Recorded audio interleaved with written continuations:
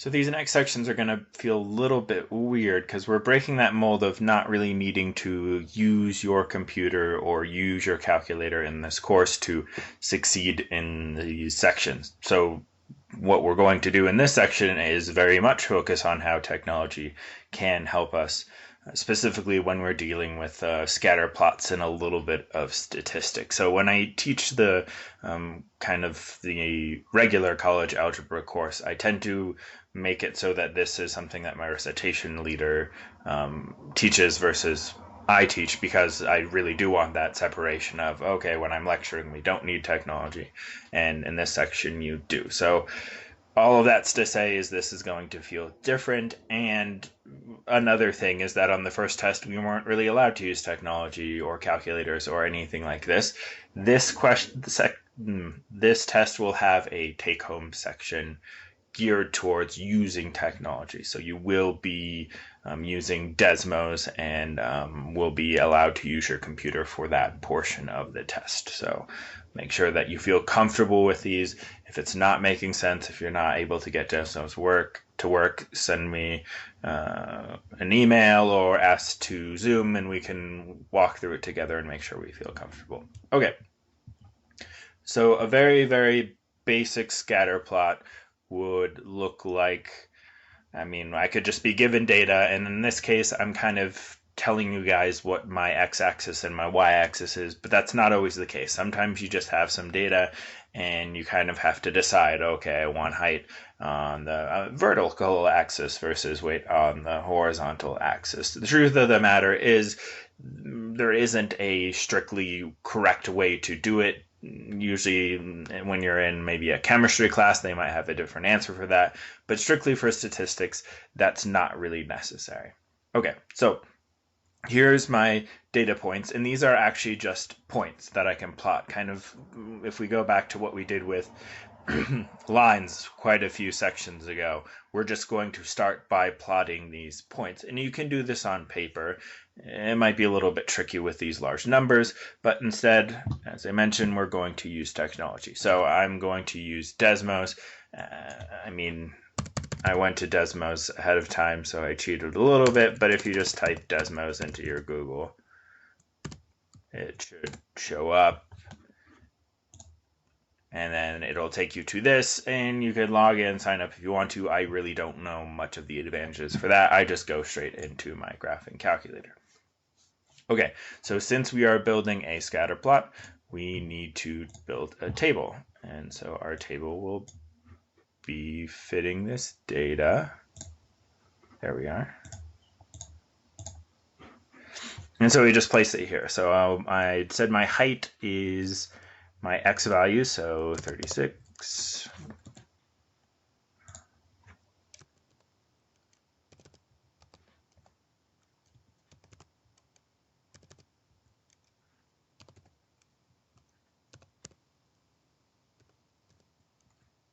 By the way, I am kind of entering the data fairly quickly, so I recommend kind of following along with this lecture as you're open Desmos on your own and fill out the table, figure out your line, make sure you kind of mirror what I can do, and if you are doing it alongside the video, just pause it if I'm going too fast for some part, or rewind it so you can kind of build your table like I have built it. Okay, so there is my table. You may notice that kind of the default of Desmos is to center around 0, which makes sense for the most part. That's a good way to do it. But our data points are kind of in the hundreds and 50s area. So we are going to zoom out a bit until we see some points. Oh, okay, our points are up here. Great. Now that I have my table, I don't really need to look at that PowerPoint. I'm going to figure out a line. I want Desmos to figure out a line for me that kind of gives me my best average of the closest line to connecting all of those points. Because we can look at this, there's no easy way to kind of make a single straight line and touch every point. So I want to make my best line, or my line of best fit. So to do that, we kind of notice on the table, it tells us I have an x1 and a y1. So I want Desmos to build this prediction line for me. So I type y, and then I hit shift and the key to the right of 0, at least on my laptop, it's the one that kind of has a bar and another bar.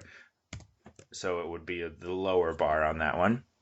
I type that, hit 1, and then I hit my right arrow on my keyboard again because I don't want to kind of be stuck in that. We call that a subscript. Now I'm going to type in a tilde, so for me that is to the left of 1 on my keyboard, and at shift it looks like that squiggly line. And now I'm finding the equation of the line. So equation of the line is y equals mx plus b. So I'm going to type m. I'm going to type x, and again, I'm looking at my table. I have a y1 and an x1, so I need to make this an x1. So I do the shift and the one with the 2 dashes on it, and then 1. Then I hit over and plus b, y equals mx plus b. So this will give you a lot of helpful information, but the helpful information for this course is these kind of 2 bottom things, because that tells me my slope and that tells me my y-intercept. This other stuff is pretty cool if you're going to get into statistics later, but we're not going to cover that in this course. Okay, so looking, it's a pretty good line. We're able to connect 2 points. It looks kind of like it's approximating the 2 things. Make sure when you're kind of doing this that does make sense. I don't want to have a line over here or a line going in the opposite direction. I want to have something that makes sense for my data. Now, on the PowerPoint, I've had another question that I've put in my scatter plot. I built it. I made Desmos figure out my line of best fit. Now I want to use my model to predict the weight of an individual who is 80 centimeters tall. And that's one of the cool things about this line, is that since it's kind of giving me an average of what's going on, I can use that information to kind of make good guesses on what someone with a lot of weight would be, or a big height would be, or something like that. That's a really cool feature of lines of regression. So in order to do that, what I could do is, maybe if I'm careful, I can kind of click my line and drag. So I could try and get, like we can see here, if I had 60, I get 60.3. It tends to be not entirely accurate, so it's kind of hard to get exactly on 80. So instead what we're going to do is we're going to use the information that we have here to build an equation. So the equation would be y is equal to 2.858 x minus 32.828. That's what my equation looks like, and we've done lines before. We know how to predict things when we're given an equation. I would plug in the x value that I want to, which again is 80 centimeters tall. So I plug in 80 centimeters for x, and I figure out my y. So 2.858 times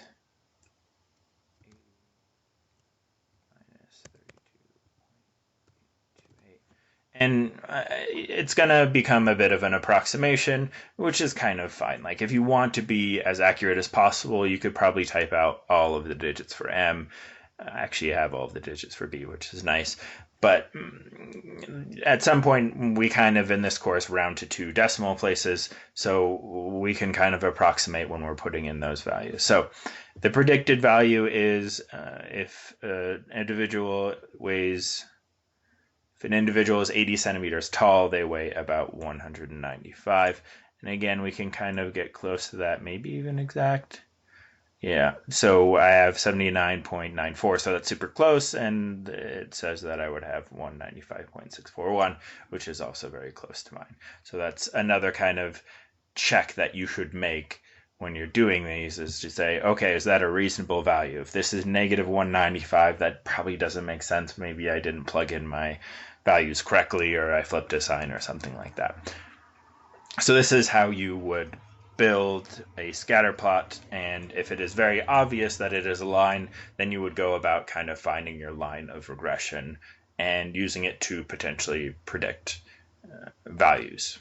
Okay, so in the previous example, we saw how to use a scatter plot to find a line of best fit that kind of helps us predict the data and gives us almost like an average of what.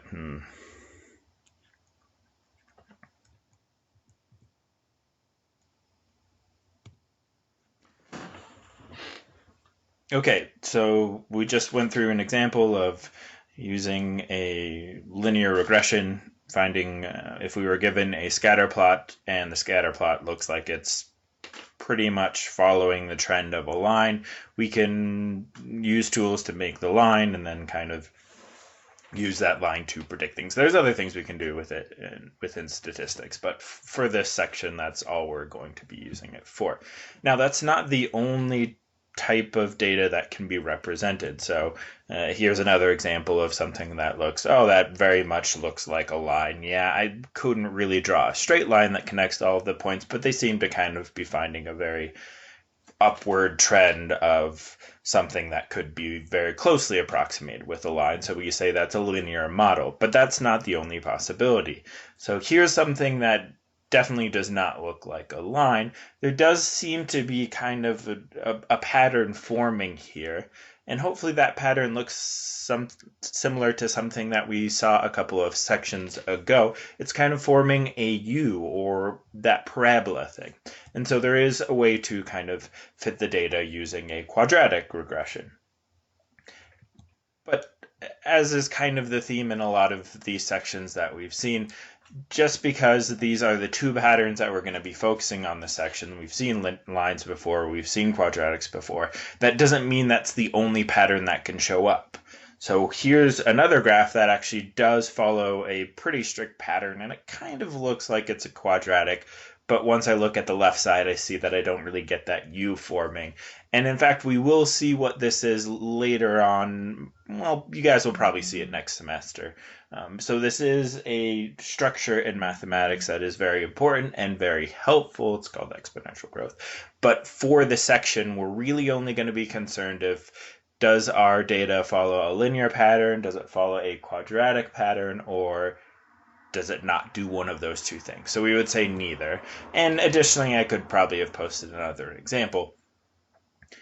We could have data that actually doesn't really fit anything. So I could kind of just have a blob of points that doesn't really seem to be a line, doesn't really seem to be a quadratic, doesn't seem to be any pattern in math. That can also happen. That would still follow into the neither category. So since we covered a line, let's now cover what a quadratic regression will look like. And so I've already started by plotting the points in Desmos. So the table, just like we saw in the last example, is here. I could type in the points individually. It'll save you guys some time. I just copied over the points that I used to make that plot in the PowerPoint. Now, very similarly, I'm going to kind of use that Y and this to get a subscript. Again, you do shift and the key right to the right of your 0 will make it so that you almost drop down. I hit 1, I click right arrow on my keyboard, and then I'd use that tilde thing, so that shift and that's to the left of 1, probably mentioned that before. And now we are dealing with a quadratic, so I'm not going to do the classic mx plus b. We've seen quadratics before in this course though, fortunately. So in order to do that, we're going to follow that general vertex form. We're going to put an a, then we're going to do an x minus h squared, and to do a square you do a caret, so that's 6 with a shift, and then I press right again so I don't want to keep typing in my subscript, and then I do plus k. And I forgot my x of 1. So again, if you don't label your y1 and you don't label your x1, it's not going to do anything for you. So I have to make sure I do my subscript. I'm going to do again shift, hit the button to the right of 0, and I get 1. And now there is my graph. Let's make it a different color so we don't get confused. Cool.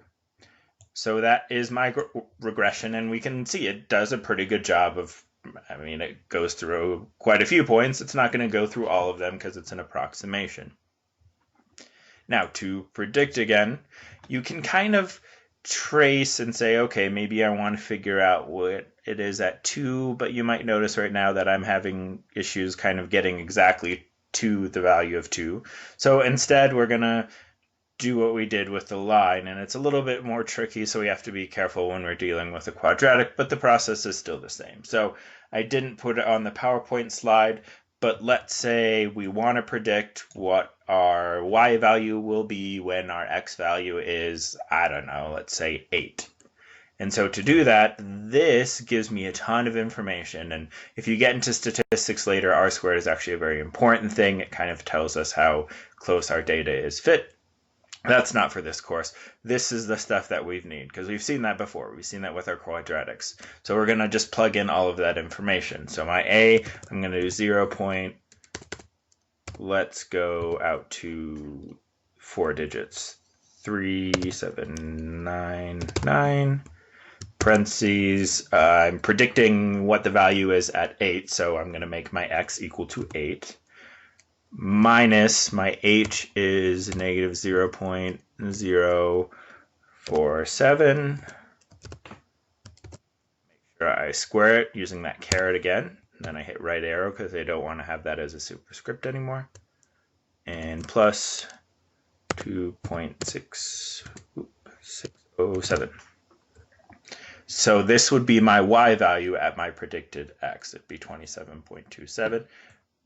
We'll see if we can kind of see that here. Again, it's going to be a little bit, might be tricky to get it exactly right with the dragging, but maybe I'll get it. Ooh, I got it pretty close. So it's 27.14.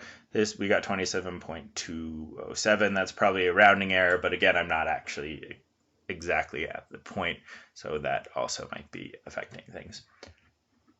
So this is very valuable. When the test comes out, there's going to be a take-home portion, and it's going to ask you to do something very similar to this. It's going to ask you to look at data, determine, is it a quadratic, a line, or neither? It's probably going to be either a line or a quadratic, because you can't do this process, or at least we don't know how to do that process yet otherwise. So once you determine that by looking at the data, then you'll probably have to fit probably one with a quadratic and probably one with a line, or maybe just one or the other. So feel comfortable doing both of those. And then once we have that data and we write that equation, then go ahead and predict the data. And to write out the equation, I guess, just to make sure that we have all of our ducks in a row, it would be, with all of that information I have, it would be y is equal to 0.3799 x minus negative 0.047 squared plus 2.607. That would be how I would write the equation, and you could probably, if you wanted to, kind of delete or combine the double negative to make it into a positive. So now you have all of the tools to be able to develop a linear regression and use it to predict values and write the equation, and to determine if it's linear, quadratic, or neither. And finally, to, if you have a quadratic, build a quadratic, write the equation, predict a value. With all of those in mind, you should be prepared for your take-home portion of your next test.